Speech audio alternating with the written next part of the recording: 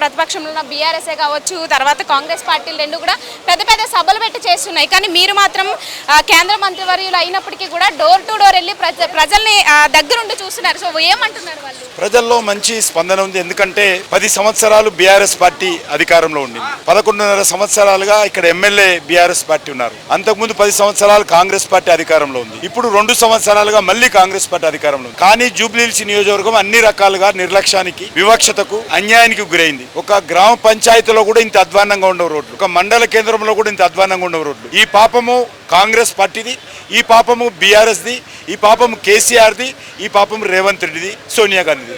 Slums ఉంటాయి, వెనుకబడ్డ ప్రాంతము, డ్రైనేజ్ ఓవర్ఫ్లో అవుతుంటది, గుంతలు పడ్డ రోడ్లు, స్ట్రీట్ లైట్ వెరగవు, శానిటేషన్ ఉండదు, కంపు వాసన భయంకరంగా ఉంటుంది. మరి ఈ రోజు కేసీఆర్ ఏమన్నాడు? హైదరాబాద్ డెవలప్ చేసిన, ఇస్తాంబుల్ చేసిన, న్యూయార్క్ చేసిన, వాషింగ్టన్ చేసిన, సింగపూర్ చేసిన అన్నాడు. నేను కేసీఆర్ ని సవాల్ చేస్తా ఉన్నాను. ఇక్కడ వచ్చి ఒక 2 గంటలు ఆయన ఇంటింటికి తిరిగి పాదయాత్ర తీసి ఓటు అడిగితే ప్రజలందరూ ఓటేస్తారు. డెవలప్మెంట్ ఏందో తెలుస్తుంది. హైదరాబాద్ లో గత 2 సంవత్సరాలుగా కాంగ్రెస్ అధికారంలోకి వచ్చిన తర్వాత 80% వీధి లైట్లు వెలగడం లేదు. కారణము డబ్బులు లేక. అంత దివాలా తీసింది ఈ రోజు రాష్ట్ర ఆర్థిక వ్యవస్థ. ఇప్పుడు ఉన్నటువంటి పరిస్థితుల్లో తెలంగాణ ప్రజలు ప్రత్యామ్నాయం కోరుకుంటున్నారు, మార్పు కోరుకుంటున్నారు. కాంగ్రెస్ మార్పు కాదు, నిజమైనటువంటి మార్పు. తెలంగాణలో మార్పు రాలేదు, నిజమైన మార్పు భారతీయ జనతా పార్టీ ద్వారానే వస్తుంది. ఆ మార్పుకు నాంది జూబ్లీహిల్స్ కావాలని కోరుకుంటున్నారు.